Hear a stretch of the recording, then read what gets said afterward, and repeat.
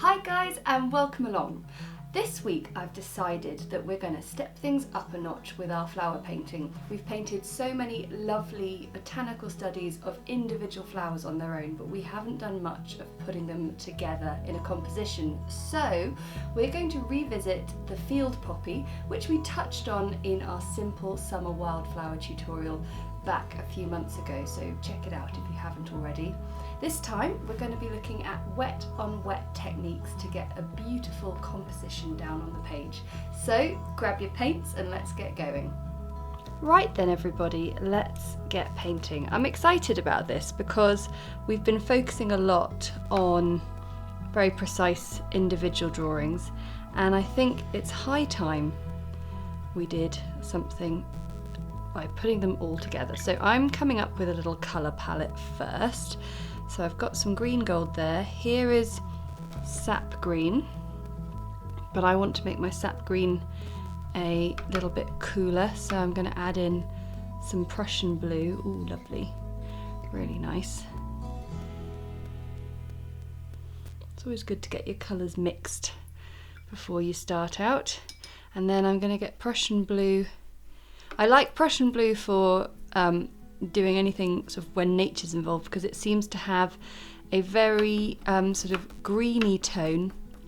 So when I'm creating my sort of shadowy mix, there's something lovely and sort of botanical about it as well.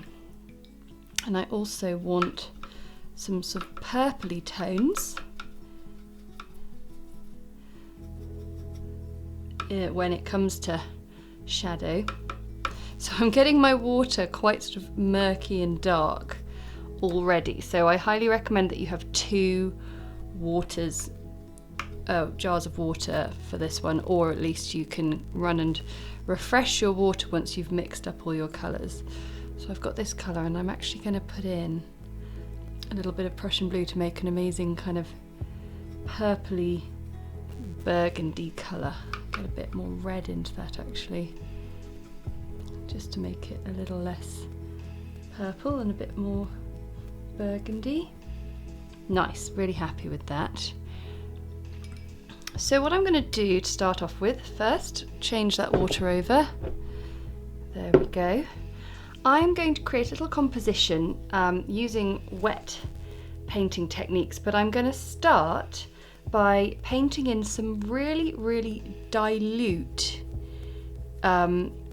shapes on the page, and I'm using my size 2 brush. I've got my green gold, and I'm just going to start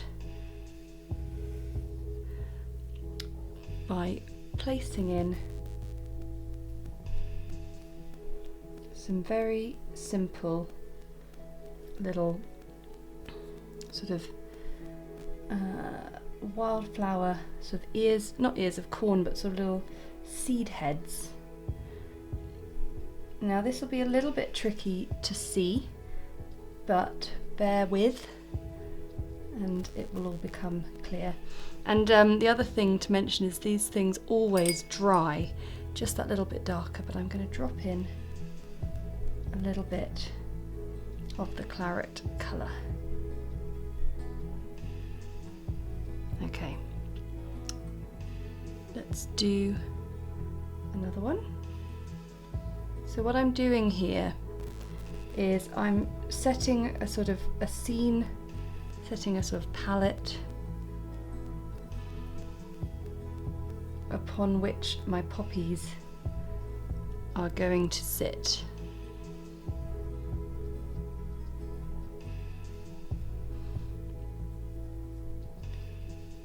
Now it doesn't seem particularly seasonal to be painting poppies, but I was inspired to do it because this week in the UK is Remembrance Sunday, where the symbol of a poppy, well, it's a very sort of evocative symbol of remembrance, so I felt it was appropriate for today. Okay, now I'm going to do some very dilute bluey green.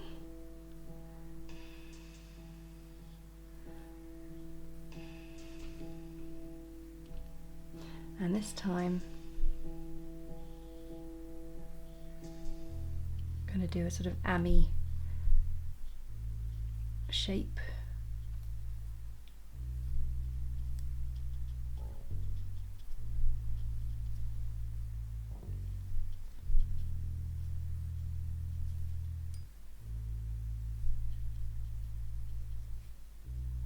And what we'll do with that is just add in a little bit more strong colour with that Prussian Blue.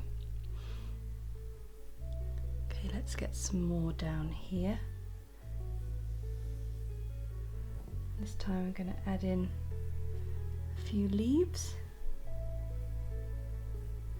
The wet on wet technique is when we're sort of going to be adding those colours into that already wet piece there. So let's try another one. Wet on wet can often mean that your page is wet already and you're adding wet paint to it. Most of the time that means you sort of put a wash down and you're sort of painting a sea or a sky over the top of it, but it can also mean occasions like this where we've done a nice wet piece and now I'm adding in some lovely loose sort of florals.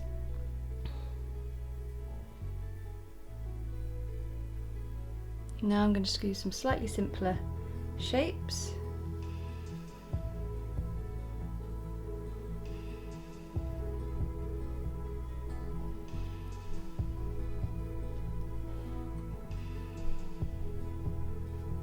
Which are a little bit more recognisable as poppy leaves.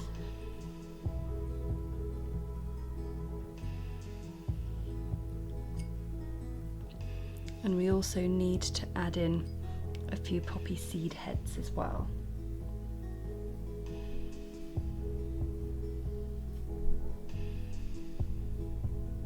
So as you paint this, the first bits that you painted will be starting to dry. Some bits will still be wet and want to blend, and other bits will crisp up and dry and not blend, so that's rather fun.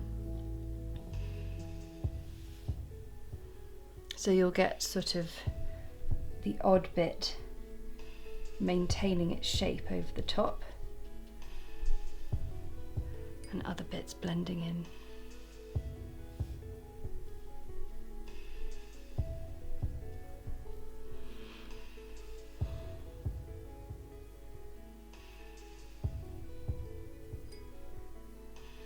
Okay, so to create the poppy seed heads, I'm going to get a bit of Sap Green, combine it a little bit, just get a slightly greener colour, and I am going to do 2 C curves.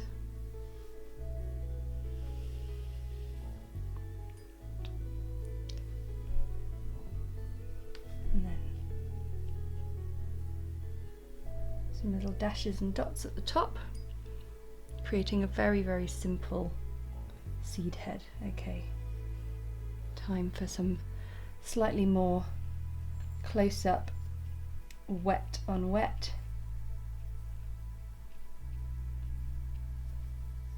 So this loose style of watercolour is something that a lot of people want to learn but struggle with because of its very loose nature, myself included initially. And the best advice I could give you is practice, because it's all about becoming confident with the paintbrush and allowing the paint to do its thing, really.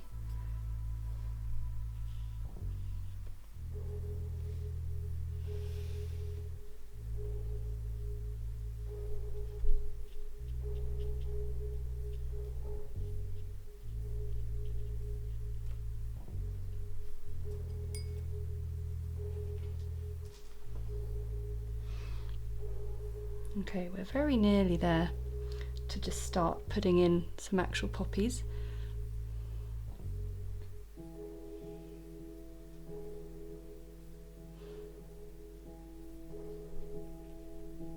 Just like the idea of adding just a few more little bits of wildflower. These could just be little doodles, really.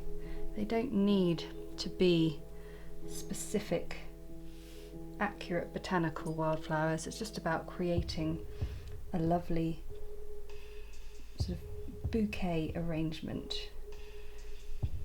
So what I'm looking at is how the shape kind of fans out.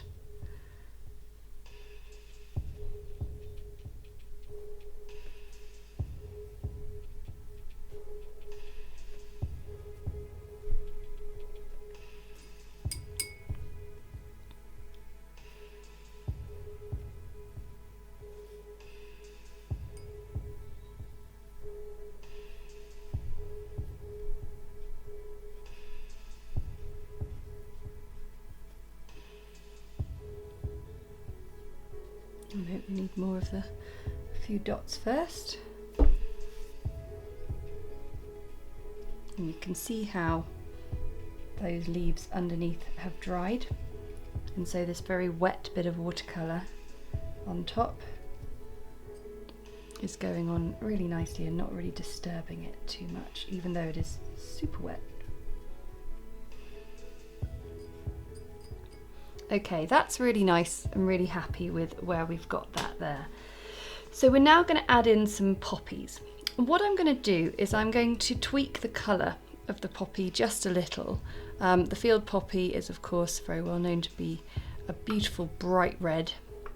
What I want to do is just bring in a fraction of that claret colour, just so it ties in a little better with the piece.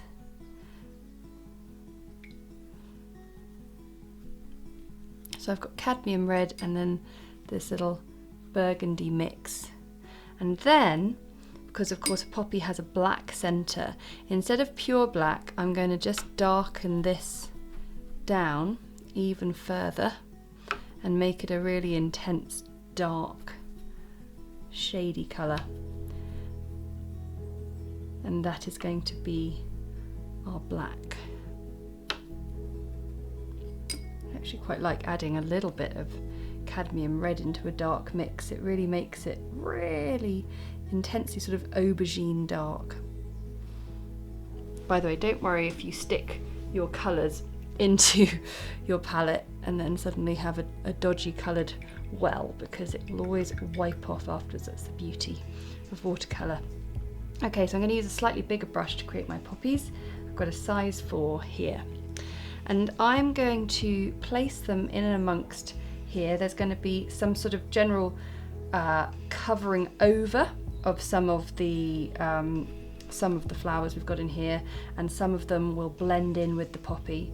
But it's going to be something that's sort of not for the faint-hearted. I think you've got to be bold and brave when you put these in, because that's the nature of this kind of painting. Okay, enough talking. Let's do this. So first off, I think I'm going to have a combination of these two. I'm going to pop in a stem.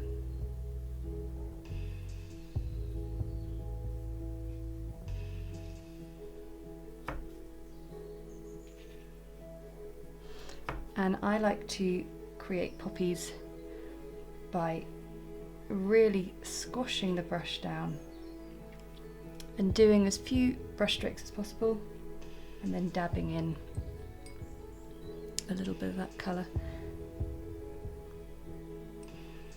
So that's a poppy from the side, looking nice. Used up most of our colour already, which is kind of amazing. Now I'm going to put in a poppy that we can see a little bit of the centre. So I am creating a sort of open cup shape.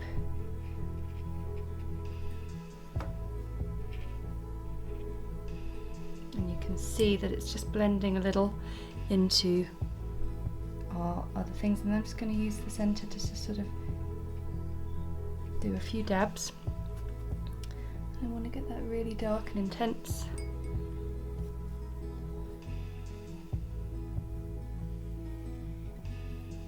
And in goes the stem.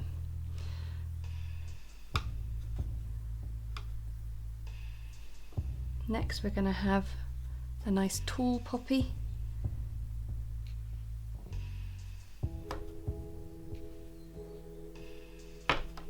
can't really see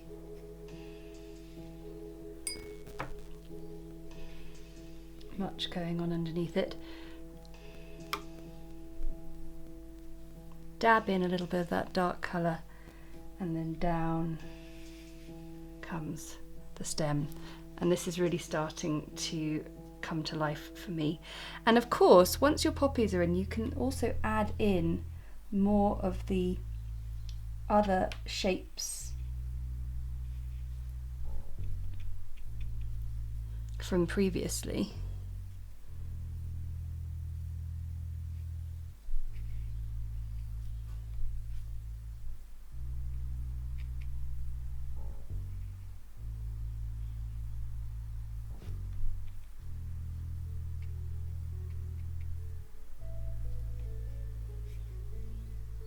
This is a very different kind of piece to what we normally do, and I think it's really important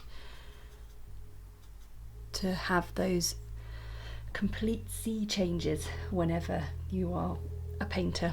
Okay, we're going to have another one here.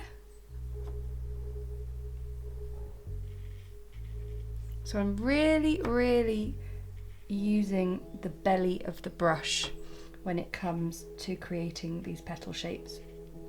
They're very rough, they're very quick, they're very sort of fluid and instinctive, and they're quite wet as well. And then we'll have one just down in here.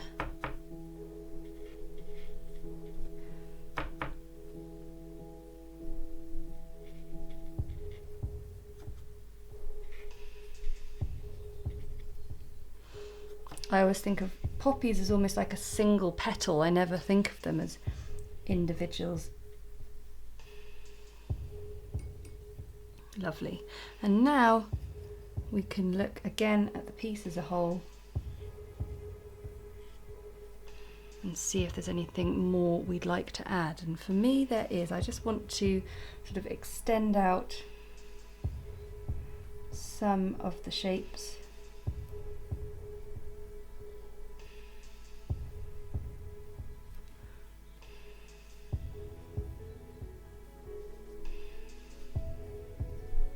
And because we are layering up now, we can add a few slightly bolder colours and tones.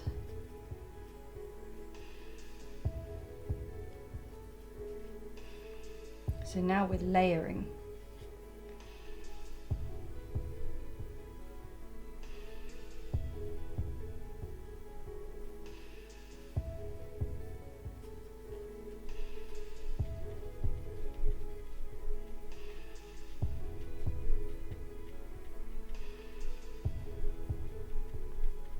Very simple berries. Now this colour is barely recognisable anymore, so we'll just get a little bit of the green in there, get a really nice dark colour.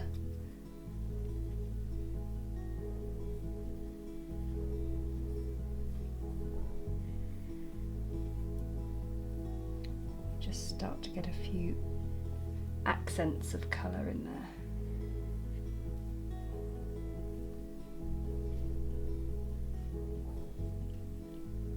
I think we're very nearly done. One of the big challenges with a watercolour painting like this is knowing when to stop. And I just want to pop a little something more just up in that corner.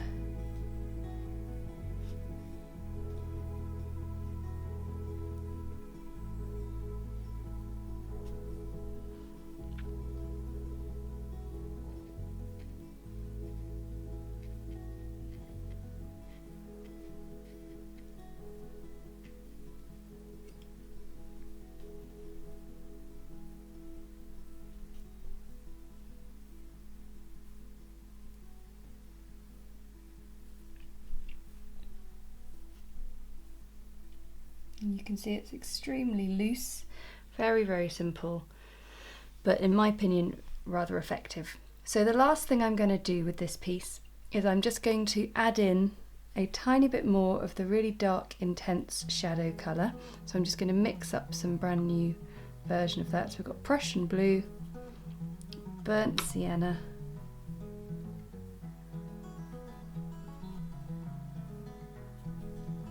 which is almost unrecognisable under all the colours I've shoved on top of it here. And finally a bit of cadmium red. And I just want to add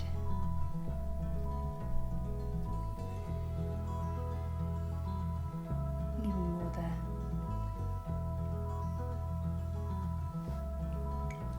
And there we have